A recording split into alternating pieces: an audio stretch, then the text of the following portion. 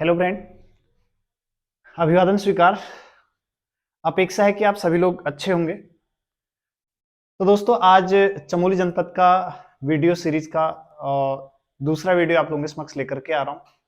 कल थोड़ा सा वीडियो आधा छूट गया था उसमें, क्योंकि लास्ट में थोड़ा सा टेक्निकल इश्यूज आ गया था। तो उस समय मैं आप लोगों को बता रहा था कि जो तीसरा प्रयाग था, पंच प्रयागों में क्रम का तीसरा प्रयाग, जिसे हम लोग कर्णप्रयाग के नाम से जानते हैं, थोड़ा उसको कंप्लीट कर लेते हैं फिर आगे बढ़ेंगे। तो कर्णप्रयाग की मैं बात कर रहा था। तो कर्णप्रयाग में क्या होता है, पिंडारी ग्लेशियर से निकलने वाली पिंडर नदी और अलकनंदा नदी का संगम होता है। तो इन दोनों नदियों का संगम कर्णप्रयाग में उत्तर से लेकर के दक्षिण के क्रम में तीसरा प्रयाग है। तो दोस्तों, आगे बात करेंगे हम लोग इन पंचप्रयागों की बात, क्योंकि अब जो दो अगले पंचप्रयाग हम पढ़ेंगे, या तो हम रिवर सिस्टम में पढ़ेंगे या फिर रुद्रप्रयाग पढ़ेंगे, या फिर रुद्रप्रयाग के बाद आगे हम देवप्रयाग पढ़ेंगे। तो वहां पे को इसके बारे में हम लोग अध्ययन करेंगे। तो आज दोस्तों हम लोग बात करने वाले हैं चमोली जनपद में अवस्थित प्रमुख पर्वतों की, पर्वतों के साथ साथ वहां की प्रमुख झीलों की, और झीलों के बाद हम लोग बात करेंगे वहां की प्रमुख गुफाओं की, और गुफाओं के बाद हम लोग बात करेंगे वहां के प्रमुख ग्लेशियरों की। ठीक है। और उन ग्लेशियरों के पश्चात हम आगे बात करने वाले हैं फिर वहां के प्रमुख स्थलों की, प्रमुख आंदोलनों की, सब कवर करने वाले हैं। तो दोस्तों, बहुत ही महत्वपूर्ण वीडियो होने वाला है। आप लोग हमारे साथ बने रहिए और अपने साथ एक नोटबुक ले लीजिएगा, और नोटबुक के साथ साथ एक पेन लीजिएगा। जो चीजें आप लोगों को महत्वपूर्ण लगती हैं उन चीजों को आप लोग नोट कीजिएगा। तो दोस्तों, आइए अब बात करते हैं हम लोग उत्तराखंड में चमोली जनपद के प्रमुख पर्वतों की बात करते हैं। तो चमोली जनपद में पहला पर्वत आपका आता है, इसे हम लोग बोलते हैं नंदा देवी पर्वत। ठीक है। नंदा देवी पर्वत, यहाँ पे को दो नंदा देवी पर्वत है, एक नंदा देवी पश्चिमी है और एक नंदा देवी पूर्वी है। जो नंदा देवी पश्चिमी पर्वत है वह जो है चमोली जनपद में ही अवस्थित है, प्रॉपर चमोली जनपद में अवस्थित है, और इसकी जो ऊंचाई है 7,817 मीटर है समुद्र तल से। ठीक है। तो 7,817 मीटर ऊंचाई है, और यहाँ से इसी के पास से एक नदी निकलती है, ऋषिगंगा नदी। ठीक है, जैसा कि मैंने आप लोगों को बताया था कल वाले वीडियो में। ठीक है। तो यह जो उत्तराखंड की सर्वोच्च पर्वत श्रेणी है, ठीक है, नंदा देवी पश्चिमी। और दूसरा पर्वत आता है नंदा देवी पूर्वी पर्वत कहते हैं। यह जो है पिथौरागढ़ तथा चमोली जनपद की सीमा पर अवस्थित है। ठीक है। फिर नेक्स्ट अगला पर्वत आता है कामेट पर्वत बोलते हैं। और कामेट पर्वत की अगर मैं बात करूं तो यह जो उत्तराखंड का दूसरा सबसे ऊंचा पर्वत माना जाता है, कामेट पर्वत। ठीक है। तो जो कामेट पर्वत की हाइट है वह जो है 7,756 मीटर है इसकी समुद्र तल से। उसके बाद अगला माणा पर्वत, माणा के बाद बद्रीनाथ, बद्रीनाथ के बाद त्रिशूल, और त्रिशूल के बाद हम लोग बात करेंगे सतोपंथ पर्वत की। सतोपंथ के साथ साथ माणा पर्वत आता है, और माणा पर्वत के साथ साथ यहाँ पे को बहुत सारे छोटे मोटे अन्य पर्वत भी यहाँ पे को अवस्थित हैं। तो दोस्तों, पर्वतों के बाद आगे हम लोग बात करने वाले हैं यहाँ पे को यहाँ के प्रमुख झीलों की। ठीक है। यानी कि चमोली जनपद के प्रमुख झीलों की हम लोग यहाँ पे को बात करेंगे। तो प्रमुख झीलों के क्रम में देखेंगे तो सबसे पहले यहाँ पे आती है गोना झील। गोना झील जो है लगभग 1898 के आसपास, ठीक है, कब लगभग जो है 1893 93 1893 94 में विरही गंगा में एक बेसिकली क्या हो गया था, पानी रुक करके एक डैम बन गया था। तो उसे हम लोग किस नाम से जानते थे, इसको गोना झील के नाम से जानते थे। किस नाम से जानते थे इसे? गोना झील कहते थे। गोना झील। गोना झील किस नदी पर बना था? ये जो है बेसिकली आपका जो गोना झील बना हुआ था यह आपका विरही गंगा पर बना था। किस पे बना था? विरही गंगा पर बना था। और ये बाद में क्या होता है कि 1870 लगभग 1970 के टाइम पे ये झील क्या हो जाती है, टूट करके नष्ट हो जाती है, खत्म हो जाती है। उसके बाद अगला आता है आपका होमकुंड। ठीक है, होमकुंड। और होमकुंड के बाद ये जो है, जो होमकुंड है, आप लोगों ने नंदा राजजात यात्रा का नाम सुना होगा, तो उसका एक पड़ाव भी है। ठीक। उसके बाद अगला आप लोगों का आता है लिंगाताल, बोलते हैं, क्या बोलते हैं? लिंगाताल। जो लिंगाताल अवस्थित है यह जो है फूलों की घाटी में अवस्थित है। कहाँ अवस्थित है? फूलों की घाटी में अवस्थित है। और उसके बाद अगला काकभुसंडी ताल आता है। कौन सा आता है? काकभुसंडी ताल आता है। और इसके साथ ही जो है आप लोगों ने जो है अन्य नाम सुने होंगे। अन्य नामों की अगर मैं बात करूं तो इसमें एक सतोपंथ ताल के नाम से भी आपने, कल मैंने आप लोगों को जब अलकनंदा नदी तंत्र के बारे में बताया था तो वहां पे को मैंने आप लोगों को सतोपंथ ताल के बारे में बताया था। इसके साथ साथ बिरही ताल, सुख ताल आदि यहाँ की प्रमुख झीलें हैं। ठीक है। तो दोस्तों, उसके बाद आगे हम लोग बात करेंगे यहाँ की प्रमुख गुफाओं की। ठीक है। प्रमुख गुफाओं की बात करें तो प्रमुख गुफाओं में एक पहला टिम्मरसैंण आ जाता है। उसके बाद हनुमान गुफा, राम गुफा, व्यास गुफा, गणेश गुफा, मुचुकंद गुफा जो है यहाँ की प्रमुख गुफाएं हैं। ठीक है। तो यहाँ पे जो व्यास गुफा है, कहा जाता है जो ये व्यास गुफा है ये बद्रीनाथ के पास में ही अवस्थित है। और यहाँ पे को महर्षि वेदव्यास के द्वारा रामायण के, सॉरी, महाभारत की रचना की गई थी। ये आप लोगों के लिए क्या हो जाता है? महत्वपूर्ण हो जाता है। तो दोस्तों उसके बाद आगे हम लोग बात करेंगे चमोली जनपद में अवस्थित प्रमुख ग्लेशियरों की बात करते हैं। ठीक है, प्रमुख ग्लेशियरों की बात करते हैं तो यहाँ पे पहला दूनागिरी ग्लेशियर आ जाता है, उसके बाद अगला अब लोगों का हीरा बमक आ जाता है, फिर तिपरा बमक आ जाता है, कल्पानी हो गया, बद्रीनाथ हो गया, बर्मा हो गया। ये यहाँ के क्या है प्रमुख ग्लेशियर भी हैं, और ग्लेशियर के साथ साथ जो है ये घास के मैदान भी हैं यहाँ के। ठीक है, घास के मैदान या फिर बुग्याल भी हैं, और यहाँ के ग्लेशियर हैं, बहुत बड़े ग्लेशियर नहीं, छोटे छोटे ग्लेशियर हैं, ध्यान रखिएगा।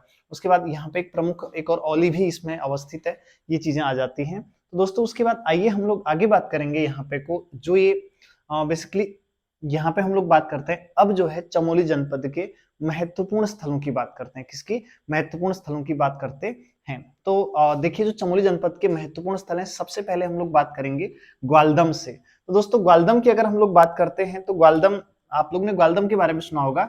बेसिकली जो ग्वालदम है, ग्वालदम जो है कुमाऊं तथा गढ़वाल के बीच में अवस्थित है, और यहाँ पे कुमाऊं तथा गढ़वाल दोनों की एक यहाँ पे संस्कृति की झलक यहाँ पे हम लोगों को देखने को मिलती है, और यहाँ पे सेब के बागान भी ग्वालदम में अवस्थित हैं। तो दोस्तों इसके साथ ही बात करते हैं तो यहाँ पे को एक एसएसबी का ट्रेनिंग सेंटर भी है, कहाँ पे को ग्वालदम में। अब आगे बात करेंगे हम लोग गौचर की।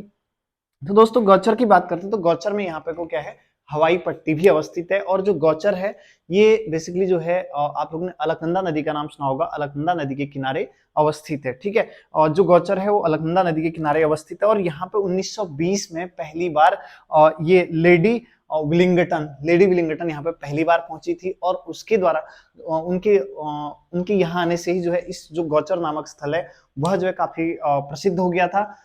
तो क्योंकि यहाँ के लोगों को यहाँ पे इसके द्वारा जागरूक किया गया था यहाँ पे चारागाह बनाने वगैरह के लिए, तो इस जगह को क्या कहते हैं गौचर। और गौचर की अगर हम लोग बात करें तो गौचर को स्थानीय भाषा में जो गौरों जो गाय होती हैं, गाय के जो गाय भैंस वगैरह होती है, पशुओं का जो चरने वाला स्थान होता है उसे गौचर के नाम से जानते हैं, वैसे इसका ये हो गया। ठीक है ना। तो दोस्तों आगे हम लोग बात करने वाले हैं इसमें सीधे सीधे हम लोग पहुंचते हैं जोशीमठ। पहले जोशीमठ को देखते हैं। तो दोस्तों जोशीमठ की अगर हम लोग बात करते हैं तो जोशीमठ जो है पहले कत्यूरी राजाओं या फिर कार्तिकेयपुर राजवंश की राजधानी भी हुआ करता है। इसे इसका जो प्राचीन नाम था इसे हम लोग क्या कहते थे कार्तिकेयपुर कहते थे। और यहीं पे को आप लोगों ने सुना होगा एक शिवलिंग है जिसे हम लोग बोलते हैं ज्योतिर्लिंग के नाम से भी जानते हैं, और यहीं पे को आप लोगों ने नाम सुना होगा एक बेसिकली जो है उन्हें हम लोग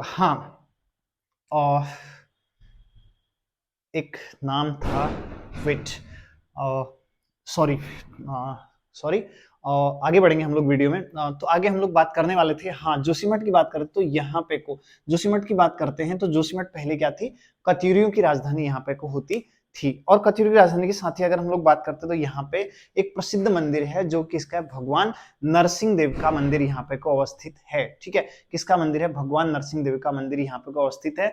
और इसके साथ ही अगर हम लोग बात करें तो जोशीमठ से माणा हो गया, औली हो गया, और इधर आगे को रास्ता यहीं से जाता है जोशीमठ से। फिर आगे हम लोग बात करते हैं सीधे सीधे हम पहुंचते हैं कहाँ पे को औली से हम लोग आते हैं कहाँ पे को रूपकुंड, और जोशीमठ से रूपकुंड पहुंचते हैं। तो दोस्तों रूपकुंड की अगर हम लोग बात करें तो यहाँ पे इसे हम लोग रहस्यमयी ताल के नाम से जानते हैं। किस नाम से जानते हैं?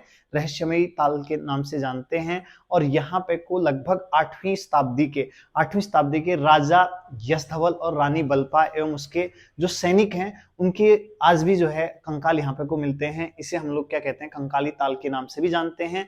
और ये जो है आप लोगों ने सुना होगा जो नंदा देवी राजजात यात्रा है, नंदा राजजात देवी यात्रा का जो है एक अंतिम पड़ाव भी है ये। ठीक है, रूपकुंड। ठीक है, तो दोस्तों उसके बाद आगे हम लोग बात करने वाले हैं कहाँ की औली की बात करते हैं। तो दोस्तों औली की बात करते हैं तो औली अपने आप में एक महत्वपूर्ण बुग्याल है। और औली में बेसिकली आप लोगों की अगर मैं बात करूं तो औली के अगर चारों तरफ अगर हम लोग देखते हैं तो लगभग जो है समुद्र तल से 10,000 फीट की हाइट पर जो है औली है। और यहाँ पे एक बुग्याल है, और ये जो है स्कीइंग के लिए काफी फेमस है। किसके लिए? स्कीइंग के लिए फेमस है। और लगभग ये जोशीमठ से और यहीं पे को जोशीमठ से औली जाने के लिए एक रोपवे बनाया गया है जिसका उद्घाटन 1993 में हुआ था। ठीक है, तो उसके बाद हम लोग बात करते हैं माणा अपने आप में एक बुग्याल है। और यहाँ पे मारछा तोलछा आदि जनजाति के लोग भी यहाँ पे को माइग्रेट करके निवास करते हैं। और यह जो है बद्रीनाथ से लगभग 4 किलोमीटर की दूरी पर अवस्थित है।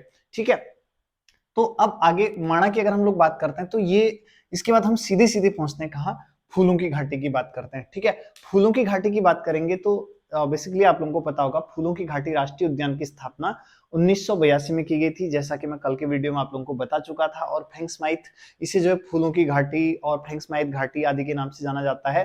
तो 1937 में यहाँ पे फ्रैंक्समाइथ आए थे। 1938 में उनकी एक पुस्तक लॉन्च होती है जिसे हम लोग द वैली ऑफ फ्लावर के नाम से जानते हैं। तो उसमें भी क्या कहते हैं, इसका जो है महत्वपूर्ण जिक्र किया गया है।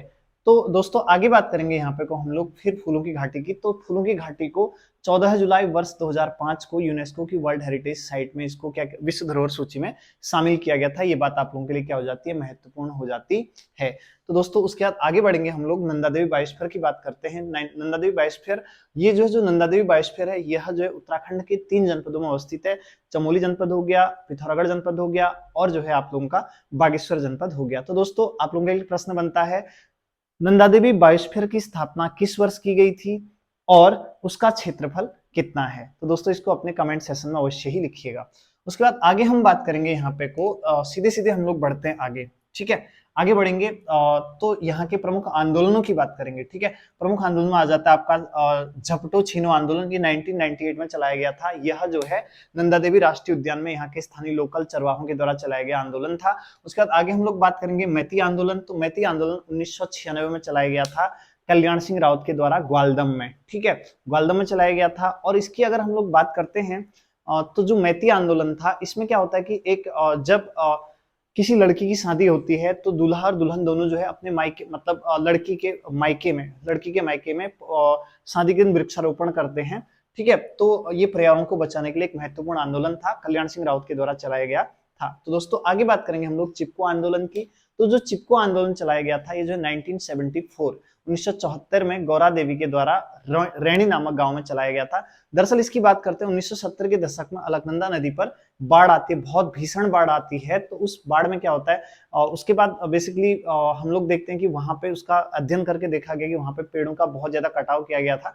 तो 1973 के आसपास जो एक मेरठ की खेल सामग्री बनाने वाली कंपनी होती है, उसका नाम होता है साइमंड्स एंड साइमंड्स होता है। तो उसका वहां पे कोई टेंडर होता है, तो लोग क्या करते हैं, जो जोशीमठ से लगभग 18 या 20 किलोमीटर की दूरी पर जो मलारी वाली रोड में एक रैणी नामक गांव है, रैणी नामक गांव में पश्चिमी धौलीगंगा और ऋषिगंगा नदी का संगम होता है यहाँ पे को।